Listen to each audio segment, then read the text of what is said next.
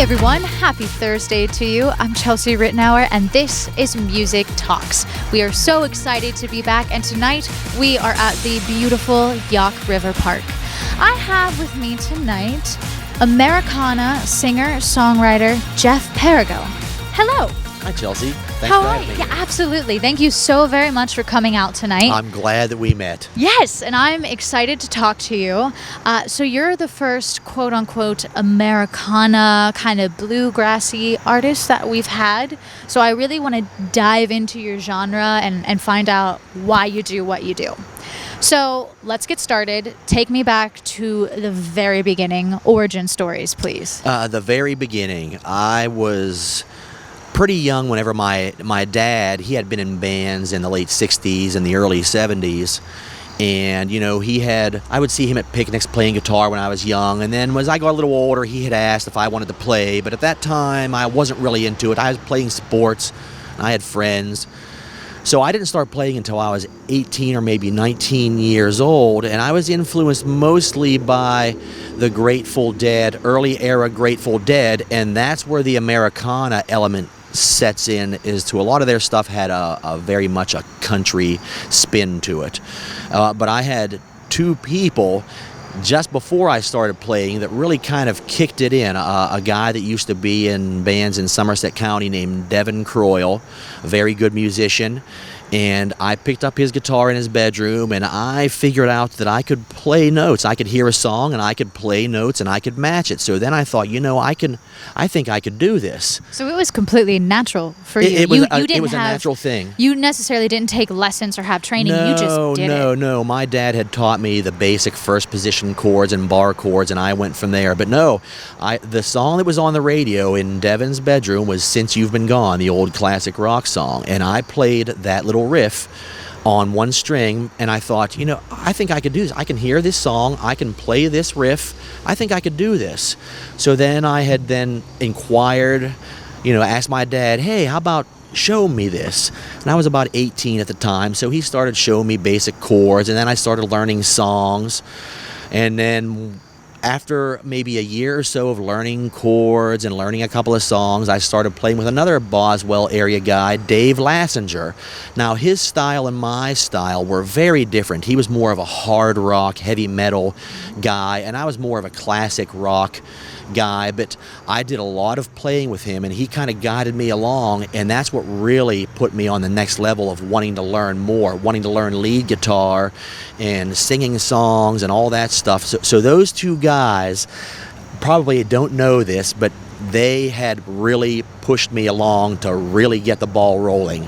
So along with early era Grateful Dead, and I started listening to them in about 1991 or 2, and that's the combination of those two guys and then my dad and then that kind of music that the Grateful Dead was playing got it all started.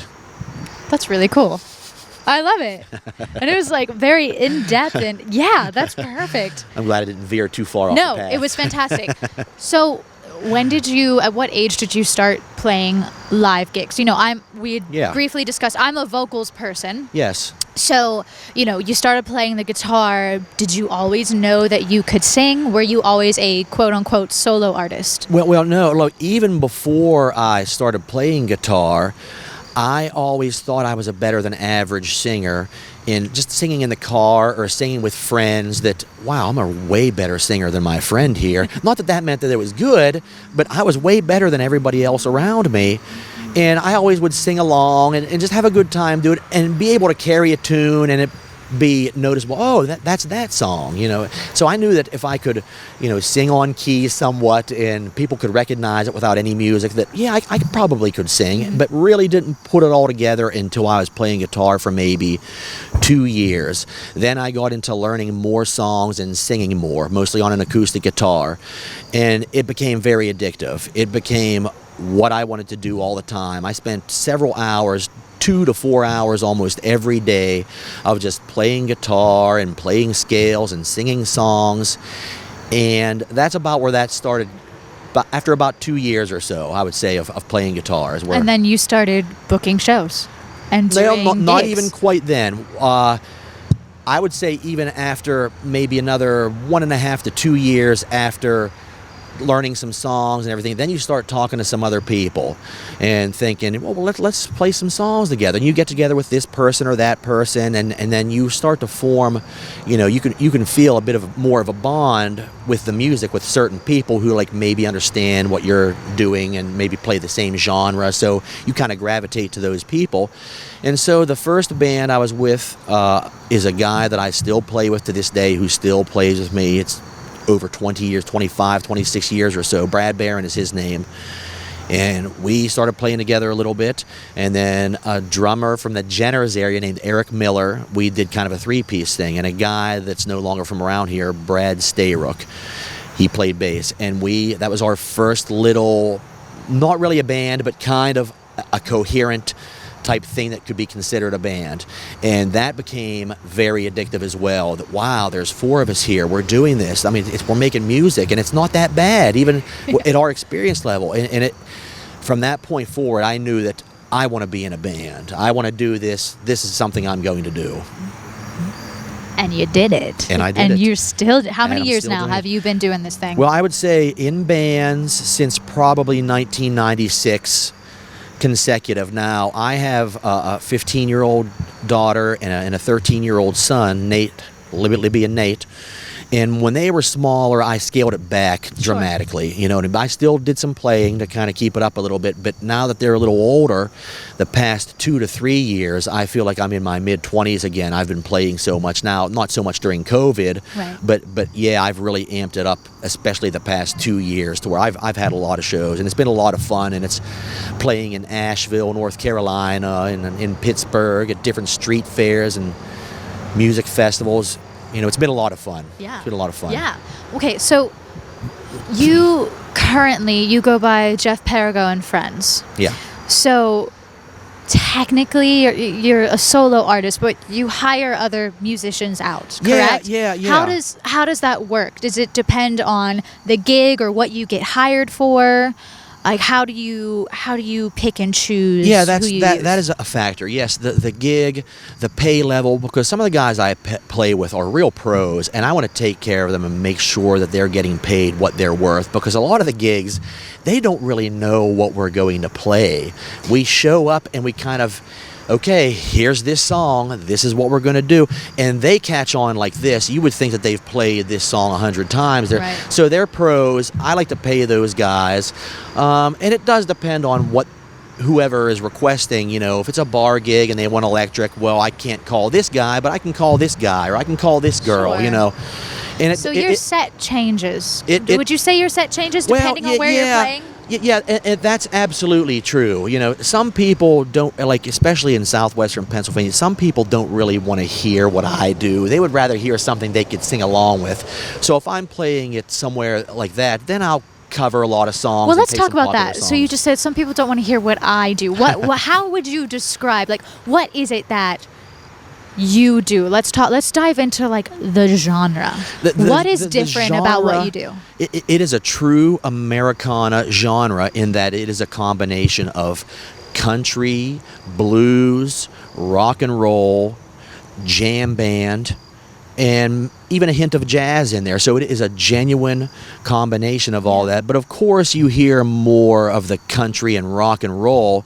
A friend of mine that I played with for a couple of years now, very good multi-instrumentalist named Seth Shoemaker, dubbed it rock and roll grass. And I love that. Yeah. I love that because that really does, it's a little bit country, it's a little bit rock and roll, it's a little bit blues. So yeah, it's rock and roll grass. So are you doing a combo of covers and originals whenever? Yes. Okay. Yes, we do a combo. Generally, it's a bit more cover heavy, but I got tired of that years ago. It gets old playing the same 30 songs for 7, 8, 9, 10 years, and you get a lot of work doing that. You get a lot. However, make a lot of money. It just wasn't satisfying. Yeah. It wasn't satisfying. So then, if I was going to do a cover, and we'll do one here today, I'll take a classic rock song and I'll just kind of say, I'll try it this way, or I'll try it this way. You put your spin on it. I put my spin on it. That's fantastic. And most of the time, a lot of people don't know what song it is, and then I'll start singing, and you'll see people look up.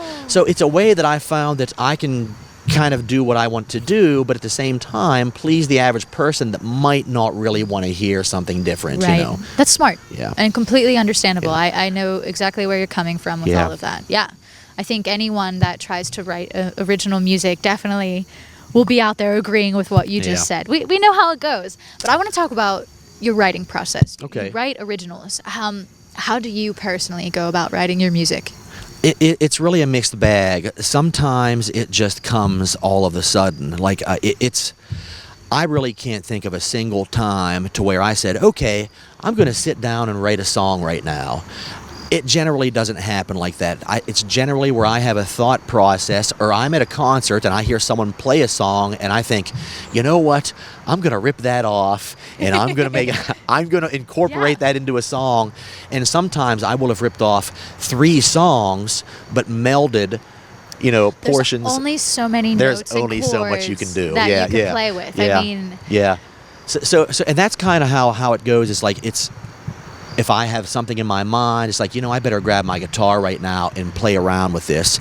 And then I'll start playing around with it, and one thing will lead to another. And it's really a spontaneous thing. It's nothing that I can plan. Okay, tomorrow at 5 o'clock, I'm going to sit down and I'm going to write. It doesn't happen that way. And the times that I have done it that way, I've got nothing. One song that we used to do was a joke by a friend of mine who said that this guy's breath smelled like a mixture between penicillin and sardines. And I what? This is a song if I've ever heard. So I started writing this song, couldn't force it.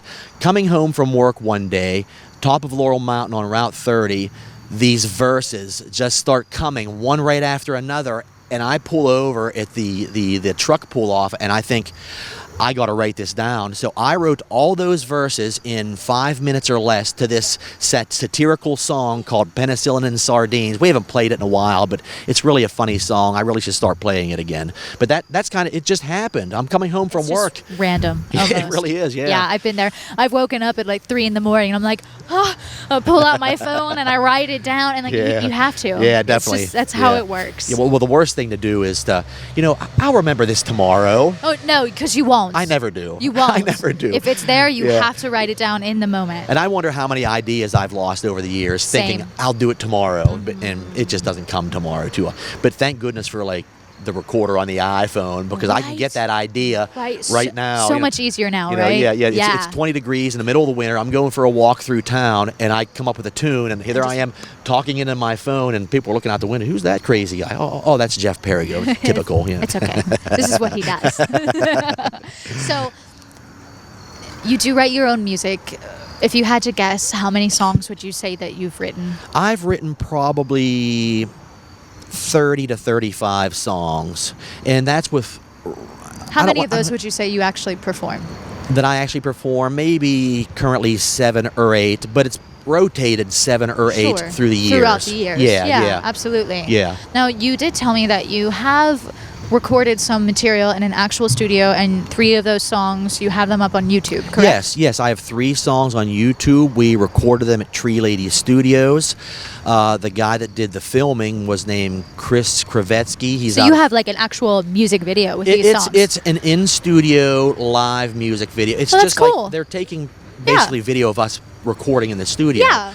And but still. Chris had never done this before, and he was kind of iffy on whether or not he could do this. He nailed it out of the park.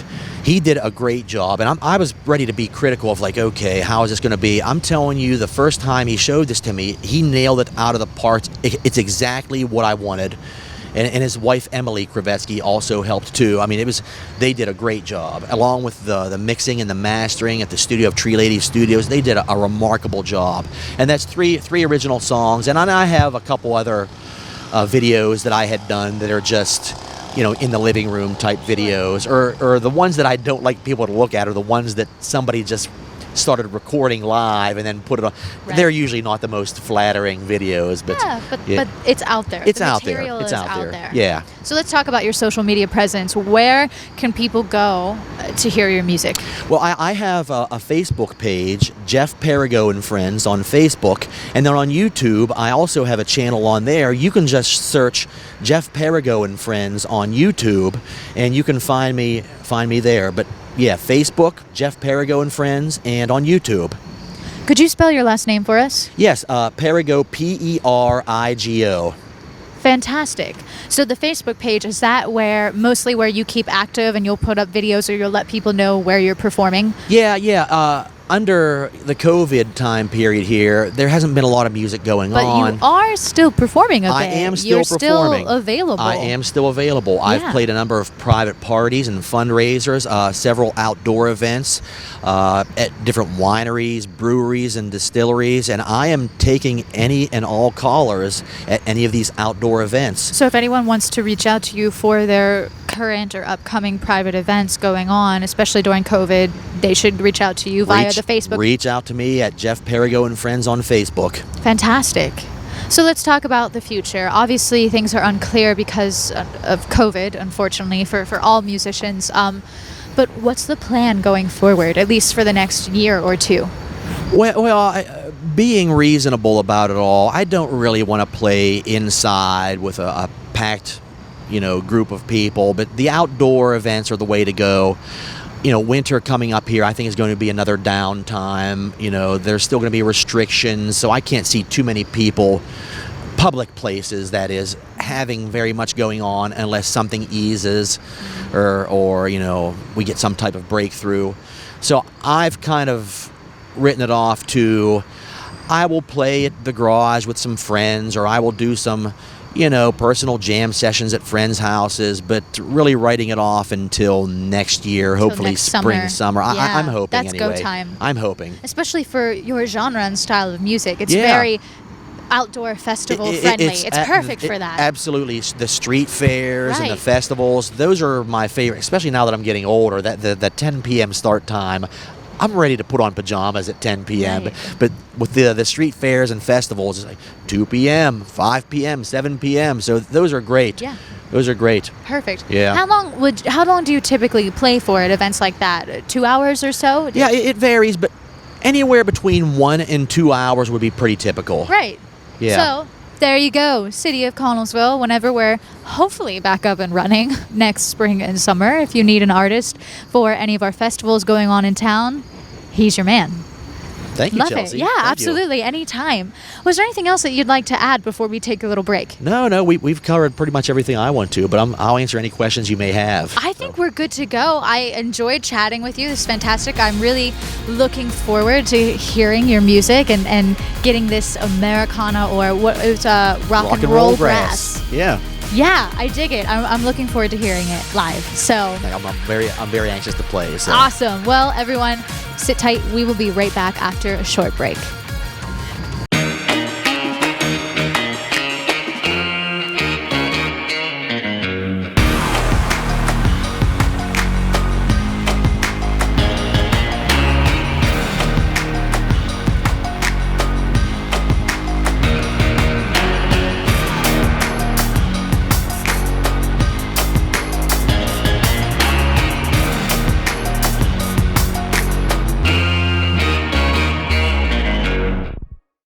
This is Let Billy In. This is a fictitious song.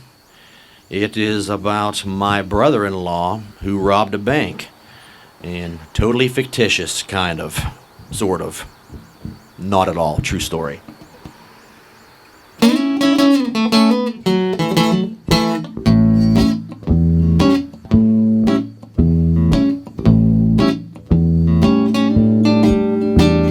Hanging out back underneath a weeping willow, thinking about the same old thing. You're sitting on a barge drinking lemonade, a 42 Ford Posing. After we met old Billy, Billy came right in. Let Billy in. Well now, Billy got out, walked up on the front porch, started to tell us his plan. A problem with good old Billy was, I need a man as hard as I can. I needed a place, wanna count up all that money, and I was supposed to understand. I Take Billy by the hand. Whoa, I'm so mad I'm on fire. Whoa,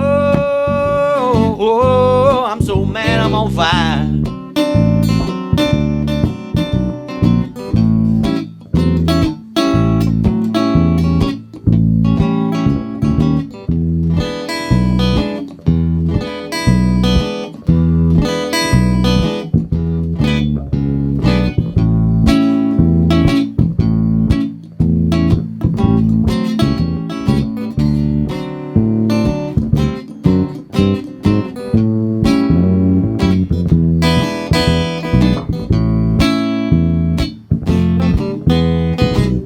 Everybody knows Jack Frost comes in the wintertime.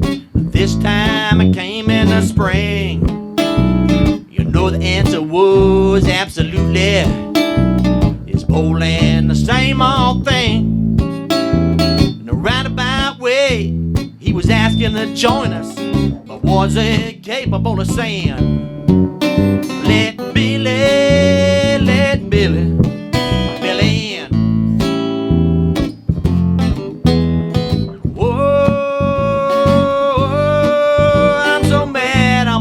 Now, people.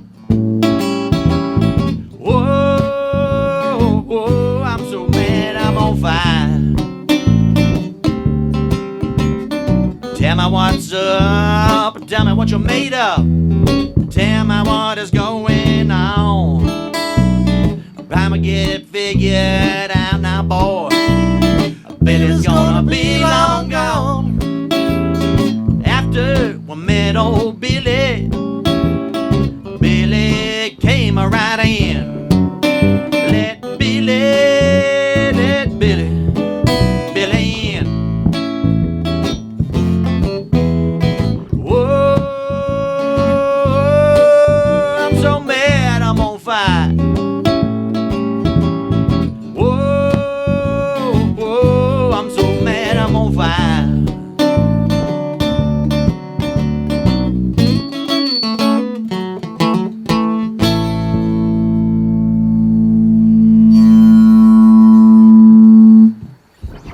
Let Billy in, is the name of that song.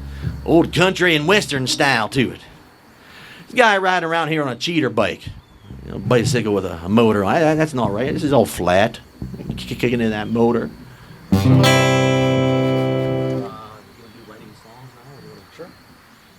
This is a song that everybody can relate to.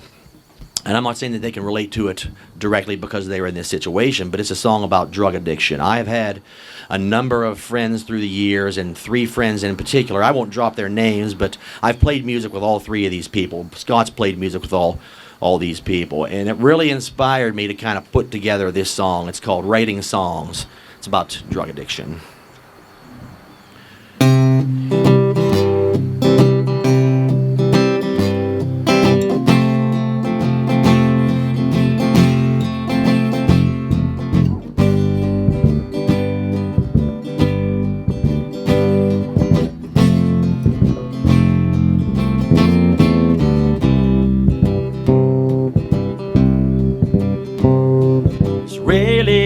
In my kind of song, made about things gone wrong. Maybe catch your ear, maybe turn head, maybe make you think about the life that you led.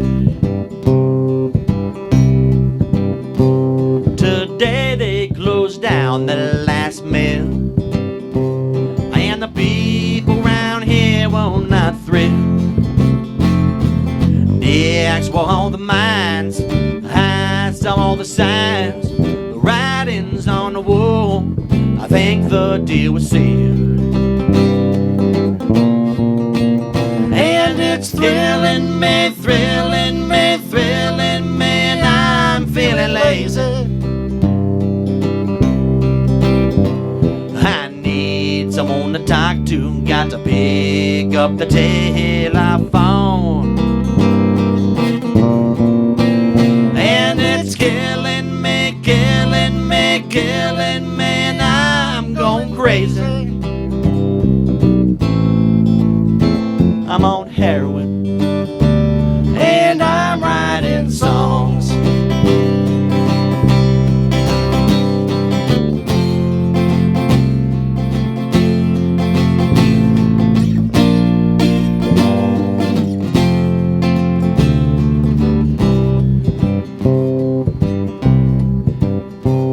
Went down the wrong path with my friends, and the closest hate to see it all end.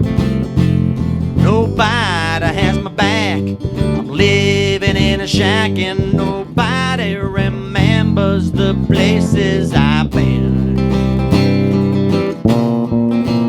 And it's thrilling me, thrilling me, thrilling me, and I'm feeling lazy. I need someone to talk to, got to pick up the tail I found. And it's killing me, killing me, killing me, and I'm going crazy. I'm on heroin, and I'm writing songs.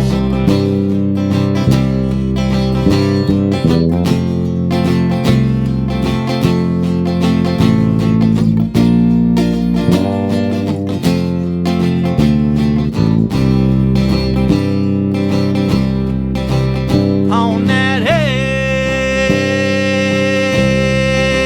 hill, on that hill, I'm standing on that hill. Don't think I'm coming down too soon. Beside you, beside you, I'm standing right beside ya. I won't leave your side. Na na na na na na, na na na na na na na na na, na na na. Whoa whoa whoa whoa whoa whoa whoa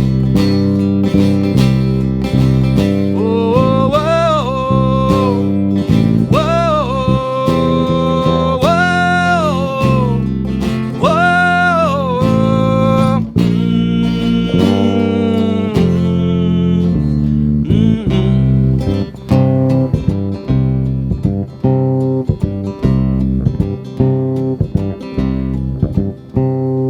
Today I finally made my way home, and the long trip made me feel so alone. I had my peace of mind, I had it all the time. You know, some of my friends didn't know I was gone. And it's thrilling me, thrilling me, thrilling me, and I'm feeling lazy. I need someone to talk to, got to pick up the tail I found. And it's killing me, killing me, killing me, and I'm going crazy. I'm on heroin, and I'm writing songs. I'm on heroin, and I'm writing songs. It's writing songs.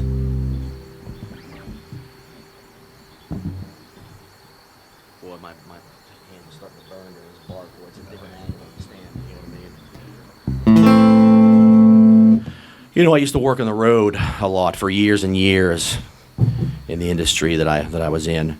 And you stay in towns, and sometimes after you do that one or two things there are to do in town, you've pretty much done everything there is to do in a 50-mile radius. So you end up watching television. So every day at 5 o'clock, Bonanza was on. I was working in West Virginia with my dad, so we would watch Bonanza every day at 5 o'clock. and I had my guitar with me. This is a song called Dark Cowboy that is essentially an episode of Bonanza, and quite honestly, maybe every episode of Bonanza.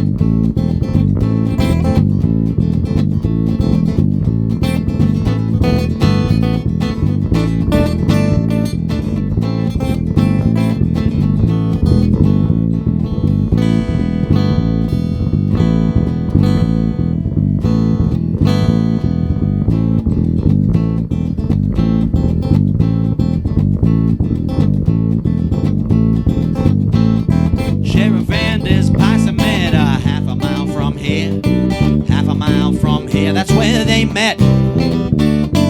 Regular snake in the grass. If you wanna bet, if you want to bet, I'll see you there. Trying to take what is mine, what is mine, don't bring me down. Trying not to turn your back, he'll stab you in his spine, don't bring me down.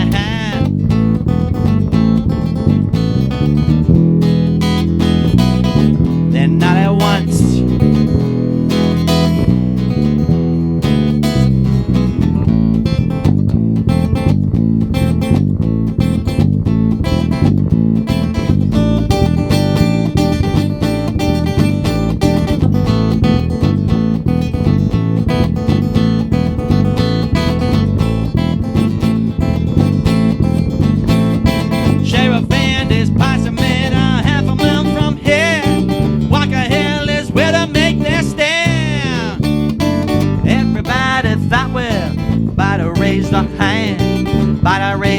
And they all thought, well, trying to take what is mine, don't bring me down.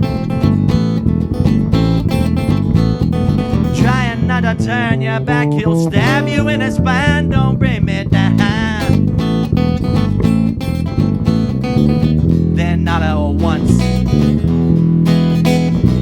Then not at once, you know he'll look you in the eyes, he'll tell you lies, tell you lies, tell you lies, tell you lies.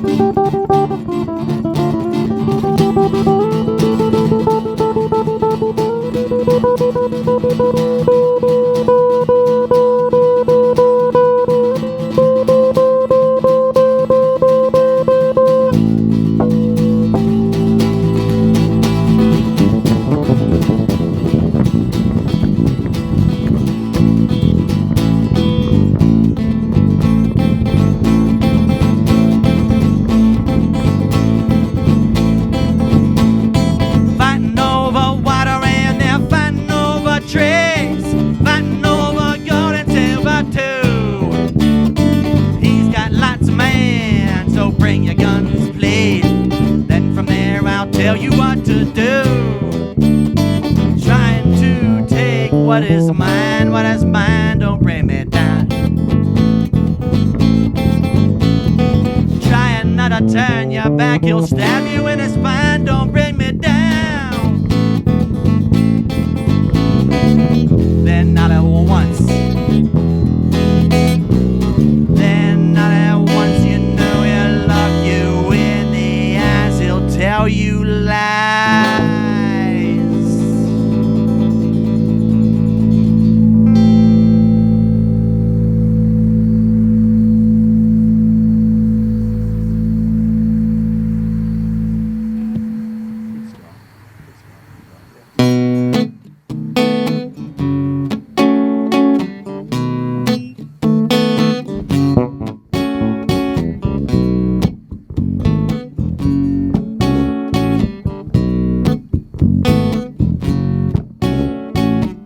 I wanna live with the cinnamon girl. I can be happy the rest of my life with the cinnamon girl.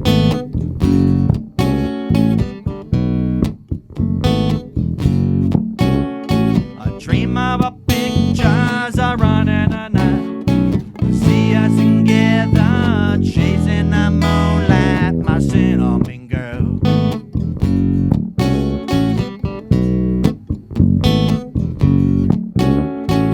10 silver sexes, a bass with a bow. A drummer relaxes, waits between shows for the cinnamon girl.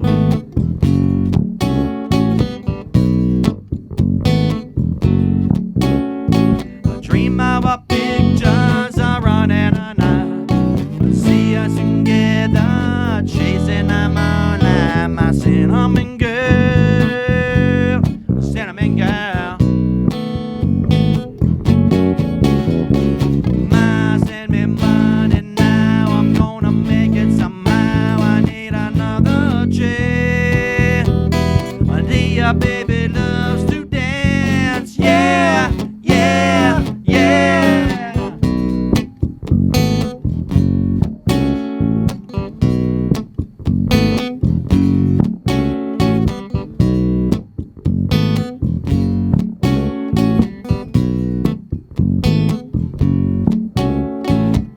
I wanna live with the cinnamon girl. I can be happy the rest of my life with the cinnamon girl.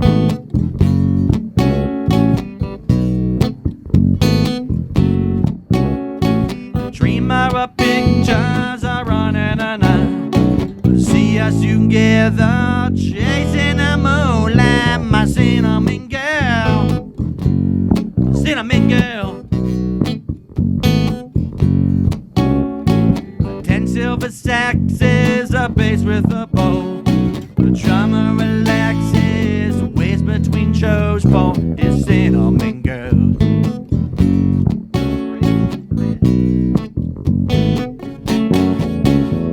Ma send me money now, I'm gonna make it somehow. I need another jet. I see a baby loves to dance, yeah, yeah, yeah. I lost track of where I was. That's why I called that out. I thought we had the last verse. yeah. But I thought You still have one more. just let him know. Yeah, right, that's There- fine. There was one more, yeah. That's fine.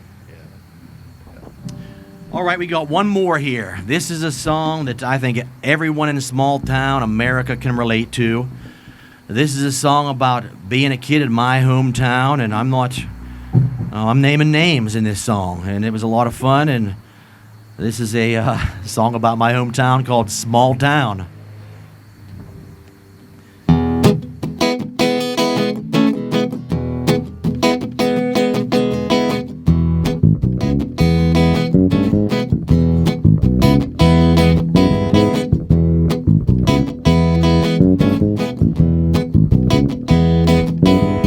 Old IG looking at me, calls me a young whippersnapper.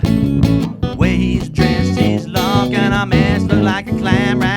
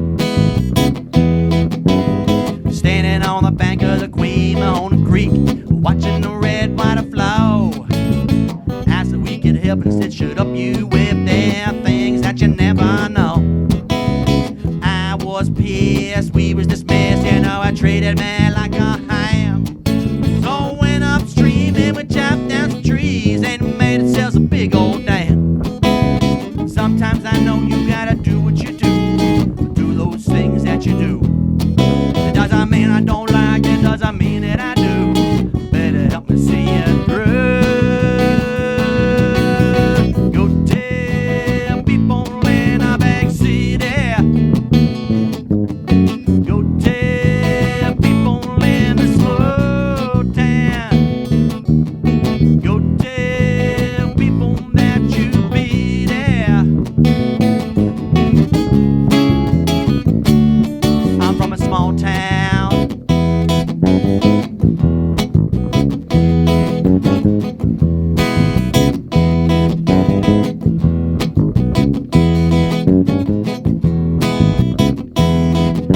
When the police came, they were checking out my friend Bo. We turned tail and we started to run, and that's the only thing that we know. Halfway there, Bo fell down, and don't you know his gun, his name. When we get my house, there's a big green truck. Don't you know it was old IG? Sometimes I know you gotta do what you do. Do those things that you do. Doesn't mean I don't like it, doesn't mean that I do. Better help me see it through. Go tell people in a big city. Go tell people in a small town.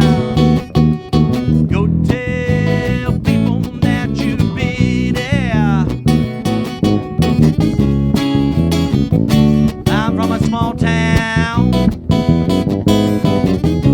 Don't you know you're from that small town too? All your friends living in the same small town. Same small town as me and you.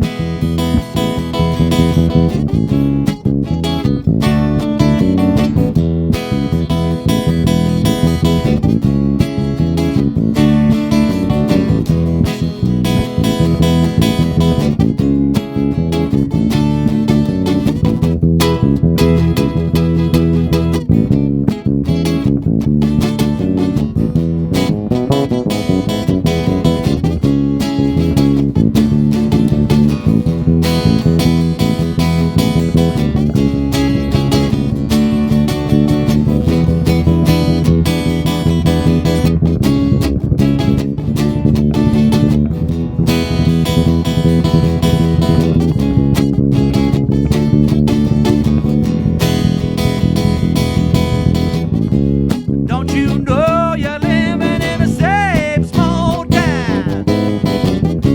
Same small town as me and you. All your friends living in a small town.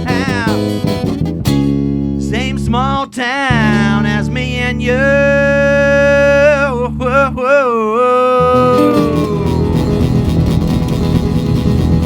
Thank you for having us. I'm Jeff Perigo. Thank you to my good friend and longtime musician friend, Scott Jeffries, on the bass guitar. He's a real pro, especially for putting up with my nonsense. Thank you once again.